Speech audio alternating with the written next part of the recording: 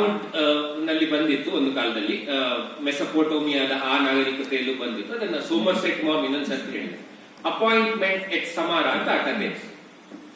Baghdad ಇದೆ ಅಲ್ಲ, ಇರಾಕಿನ Baghdad. ಆ ಬಾಗ್ದಾದ್ ನಲ್ಲಿ ಒಬ್ಬ ವ್ಯಾಪಾರಿಯೋ ಯಾರೋ ಒಬ್ಬ ಇದ್ದಂತೆ.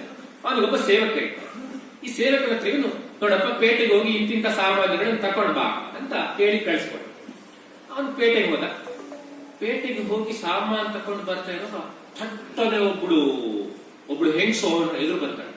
ಆ ಹೆಂಗಸು ಅದು ಬೇರೆ ಯಾರಲ್ಲ, ಅದು ಸಾವು, ಮೃತ್ಯು.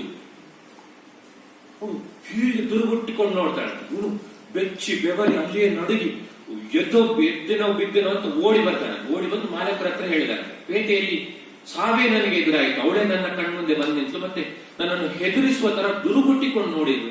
ನಾನು ಇದರಿಂದ ಹೇಗಾದ್ರೂ ಪಾರಾಗಬೇಕಾಗಿದೆ. ನಾನು ಏನ್ ಮಾಡ್ತೇನೆ ಅಂದ್ರೆ, ಇಲ್ಲಿಂದ ಒಂದು 120 ಕಿಲೋಮೀಟರ್ ಸಮಾರ ಅಂತ ಒಂದು ಊರಿದೆ, ನಾನು ಅಲ್ಲಿಗೆ ಹೋಗ್ಬಿಡ್ತೇನೆ. ಇಲ್ಲಾದ್ರೂ ಅವಳು ನನ್ನ ಸುಲಭಕ್ಕೆ ಪತ್ತೆ ಹಚ್ತಾಳೆ. ಆ ಊರಿನಲ್ಲಿ ಯಾರಿಗೂ ನನ್ನ ಪರಿಚಯ ಇಲ್ಲ, ನಾನು ಅಲ್ಲಿಗೆ ಹೋಗ್ಬಿಡ್ತೇನೆ. ಆದ್ರಿಂದ ಸಾಧ್ಯವಾದಷ್ಟು ವೇಗವಾಗಿ ದೌಡಾಯಿಸುವ ಒಂದು ಕುದುರೆ ಕೊಟ್ಬಿಡಿ, ನಾನು ಇಲ್ಲಿಂದ ಹೇಗಾದ್ರೂ ಓಡಿ ತಪ್ಪಿಸ್ಕೊಂಡು ಬಿಡ್ತೀನಿ, ಈ ಸಾವಿನ ಸಿಕ್ಕಾಕೊಳ್ಳೋದಿಲ್ಲ ಅಂತ ಅವನು ಹೇಳಿದ. ಆಯ್ತಪ್ಪ ಹೋಗು ಅಂತ ಇವರು ಅವರ ಒಳ್ಳೆಯ ಜಾತಿಯ ಕುದುರೆ ಯಾವುದು ಅದನ್ನು ಕೊಟ್ಟರು. ಈ ಕುದುರೆಯನ್ನು ಏರಿ ಸುರಪುಟಗಳ ಸದ್ದಿನೊಂದಿಗೆ ಹೋದ, ಸಮಾರಕ್ಕೆ ಹೋದ. ಆಮೇಲೆ ಈ ವ್ಯಾಪಾರಿ ಪೇಟೆಗೆ ಹೋದಾಗ ಅಲ್ಲಿ ಅದೇ ಸಾವು, ಮೃತ್ಯು ಅವಳಿದ್ಲ. ಅವಳ ಹತ್ರ ಕೇಳಿದ, ಏನಪ್ಪ ನನ್ನ ಸೇವಕನನ್ನ ನೀನು ಹೆದರಿಸ್ಬಿಟ್ಟಿ ಅಂತೆ, ದುರ್ಗುಟ್ಟುಕೊಂಡು ನೋಡಿಬಿಟ್ಟಿ ಅಂತೆ, ಕೆಕ್ಕರಿಸಿಕೊಂಡು ನೋಡಿದೆ ಅಂತ ಕೇಳಿದ. ಅವಳು ಹೇಳಿದ, ಇಲ್ಲಪ್ಪ, ನಾನೊಂದು ಹೆದರಿಸ್ಲಿಕ್ಕೆ ಪ್ರಯತ್ನ ಪಟ್ಟದ್ದಲ್ಲ, ದುರ್ಗುಟ್ಟಿಕೊಂಡು ನೋಡಿದ್ದಲ್ಲ, ನಾನು ಆಶ್ಚರ್ಯದಿಂದ ನೋಡಿದ್ದು ಅಂತ ಅವಳು ಹೇಳಿದ. ಆಶ್ಚರ್ಯದಿಂದ ನೋಡಿದ್ದ? ಏನ್ ಆಶ್ಚರ್ಯ ಅಂತ ಕೇಳಿದ. ಆಗ ಅವಳು ಹೇಳಿದ್ಲ, ಇವನನ್ನ ನಾನು ಇವತ್ತು ಭೇಟಿ ಆಗ್ಬೇಕಿದ್ದದ್ದು ಸಮಾರಾದಲ್ಲಿ, ಇವನ್ ಬಾಗ್ದಾದ್ನಲ್ಲಿ ಏನ್ ಮಾಡ್ತಾ ಇದ್ದಾನೆ ಅಂತ ಆಶ್ಚರ್ಯಪಟ್ಟೆ ಅಷ್ಟೇ ಅಂತ ಅವಳು ಹೇಳಿದ್ಲು. ಹಾಗೆ ಅಂದ್ರೆ ಒಂದು ವಿಧಿಯ ಆಟ ನಮ್ಮಲ್ಲಿ ಅಂತಹ ಒಂದು ಧೋರಣೆ ಇದೆ. ಆಗ್ಬೇಕಾದದ್ದು ಆಗಿಯೇ ಆಗ್ತದೆ. ನಾವೇನು ತಲೆ ಕೆಳಗಾಗಿ ನಿಂತು ತಿಪ್ಪರಲಾಗ ಹಾಕಿ ನೃತ್ಯ ಕುಣಿದ್ರು ಆಗಬೇಕಾದನ್ನು ತಪ್ಪಿಸ್ಲಿಕ್ಕೆ ಆಗುದಿಲ್ಲ. ಬದುಕೇ ನಮ್ಗೆ ಹೇಗೆ ಬದುಕಬೇಕು ಅಂತ ಹೇಳಿಕೊಡ್ತದೆ. ಅದನ್ನು ನಾವು ಬಂದದ್ದನ್ನು ಬಂದ ಹಾಗೆ ಸ್ವೀಕರಿಸಬೇಕು.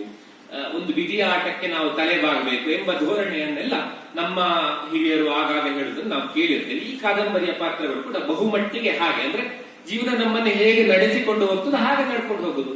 ಅದ್ರ ಬಗ್ಗೆ ಕೊರಗುವುದು, ಅದ್ರ ಬಗ್ಗೆ ಏನೋ ಒಂದು ಕಂಪ್ಲೇಂಟ್ ಹೇಳೋದು, ಅಯ್ಯ ಯಾರಿಗ್ ಬೇಕ್ರಿ ಈ ಜೀವನ ಅಂತ ಹೇಳೋದು, ಆ ತರ ಎಲ್ಲ ಏನು ಇಲ್ಲ. ಬಂದದ್ದನ್ನು ಬಂದ ಹಾಗೆ ಸ್ವೀಕರಿಸುದು. ಸಾವು ಬಂತ ಸ್ವೀಕರಿಸೋಣ, ಬದುಕ್ಬೇಕಾ ಬದುಕೋಣ, ಸಂತೋಷದಿಂದ ನಲಿದಾಡಿ ಜಿಗಿದಾಡಿ ಬದುಕುವ, ಒಂದಿನ ಸಾಯ್ಬೇಕಲ್ಲ ಸತ್ ಬಿಡೋಣ, ಅದ್ರಲ್ಲಿ ಏನಿದೆ.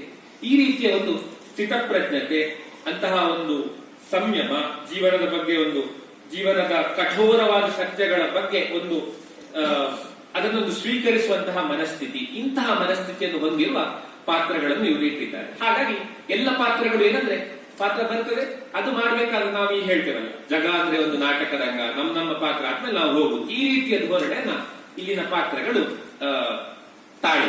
ಹಾಗಾಗಿ ನಾವು ಬರುದು, ನಮ್ಮ ಕೆಲಸಗಳನ್ನು ಮಾಡುದು, ನಮ್ಮ ಕೆಲಸ ಮುಗಿದ್ಮೇಲೆ ನಾವು ಹೋಗ್ತಾ ಇರೋದು, ಅಷ್ಟೇ ಕೆಲಸ. ನಮ್ಗೆ ಇನ್ನೇನಿಲ್ಲ. ನಾವು ಏನೋ ಒಂದು ಮೆರೆದಾಡಿದ್ವಿ, ಕುಣಿದಾಡಿದ್ವಿ, ಶ್ರೀಮಂತಿಕೆ, ದರ್ಪ, ಅದು ಆ ಸ್ಥಾನ, ಈ ಅಧಿಕಾರ, ಅದೆಲ್ಲ ಏನು ಇಲ್ಲ. ಕಷ್ಟಪಟ್ಟು ಕೃಷಿ ಮಾಡಿಕೊಂಡು ನಮ್ಮ ಸಂತೋಷವನ್ನು ನಾವು ಅದರಲ್ಲೇ ಕಂಡುಕೊಂಡು ನಮ್ಮ ತಾಳಮದ್ದಳೆ, ನಮ್ಮ ಯಕ್ಷಗಾನ, ನಮ್ಮ ಕಲೆ, ನಮ್ಮ ಸಂಗೀತ, ಇದರಿಂದ ನಮ್ಮ ಜೀವನವನ್ನು ಆಸ್ವಾದಿಸಿಕೊಂಡು ಬಂದ ಕಷ್ಟಗಳಿಗೆ ಎದೆಯೊಡ್ಡಿ ನಿಂತು ಒಂದು ಚಂದದ ಬಾಳು ಬದುಕಬೇಕು. ಇದು ಈ ಕೃತಿಯ ಬಹಳ ದೊಡ್ಡ ಟೇಕಲ್. ಎಲ್ಲ ಪಾತ್ರಗಳು ಇಲ್ಲಿ ಈ ಮೌಲ್ಯವನ್ನು, ಈ ಜೀವನ ಮೌಲ್ಯವನ್ನು ಪ್ರತಿನಿಧಿಸುವ ಹಾಗೆ ಅವರು ಬರಬೇಕು. ಅದೊಂದು ಬಹಳ ಮುಖ್ಯವಾದ ಅಂಶ.